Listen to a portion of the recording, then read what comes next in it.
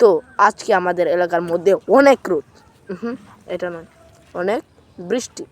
তো বৃষ্টিতে আমাদের বনটা কিংবা ফিল্ড মাঠ, ইংলিশ বললাম, তো কীরকম দেখতে হয়, সো সেটাই আমি আপনাদের মাঝে আজকে শেয়ার করবো ও দেখাবো। তো গভর্নমেন্টটা হয়তো দেখেছিলাম, আমার সঠিক মনে নেই, তো ব্লগ আর নাও আসতে পারে, আসতেও পারে, তো শিওর নেই, কারণ সামনে পরীক্ষা, তো তাই। তো এখন আজকে দেখব কীরকম দেখতে হয় আমাদের বনটা। তো সব কিছু তো দেখানো সম্ভব না, প্রায় অনেক জায়গা, তো এটা তো সব কিছু দেখাতে পারবো না।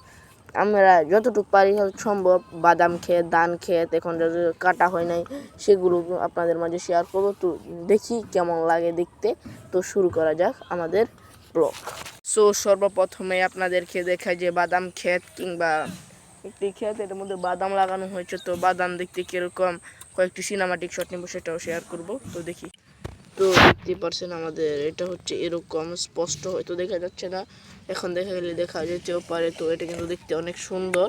তো বাদাম ক্ষেতের মধ্যে কয়েকটি সিনেমাটিক শট নিলাম, তো আপনাদের ব্লার দেখাচ্ছে স্পষ্ট। তো দেখতে পাচ্ছেন আমাদের এলাকার মধ্যে কিন্তু অনেক জায়গা, তো অনেক বড় এটা, তো অনেক বড়। তো দেখতেই পারতেছেন, পিছনে দেখতে পাচ্ছেন যে ধান ক্ষেত। তো ধান ক্ষেতটি কিন্তু দেখতে অনেকই সুন্দর কিংবা সুন্দর লাগতেছে। তো দেখে কিন্তু মুগ্ধ হয়ে যাচ্ছেন, যারা মুগ্ধ হচ্ছেন হবে না, আমাকেও কিছু করার নেই।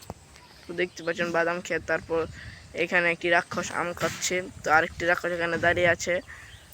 তো পিছনে বাদাম ক্ষেত, তো সামনে আরো কিছু দেখাবো, চলেন দেখি। তো পিছনে দেখতে পাচ্ছেন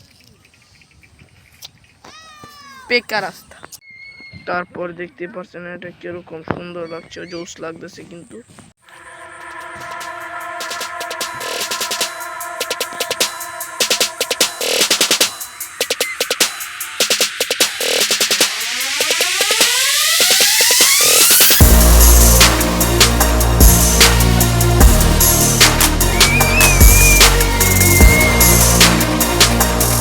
এখনো পর্যন্ত বৃষ্টি পড়ছে, যে আমার কাপড়টা দেখতে পাচ্ছেন ভিজে গিয়েছে। তো ধার থেকে তো দেখানো সম্ভব না সব কিছু, যদি আমি ধার থেকে দেখছি যে 1-1.5 ঘন্টার ব্লগ হয়ে যাবে, তো ব্লগ তো দেখবেন না। তারপর এই জন্য আমি সংক্ষেপে এগুলোকে বড় করে দেখিয়ে নিলাম, তারপরও যতটুকু পারি দেখাবো।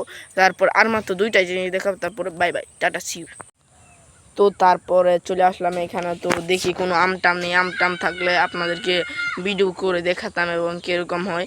তো আজকে আপনারা ব্লগের মধ্যে দেখতেই পারছেন যে আমার সাথে আমি এখানে এসে একটি রাক্ষসের সাথে দেখা হয়ে গেল। আমার তো রাক্ষস কীরকম হয়েছে, তো আমার রাক্ষসকে দেখতেই পারতেছেন। তো রাক্ষস কিন্তু খুবই জঘন্য, রাক্ষস কিন্তু অনেক বেশি আম খেয়েছে।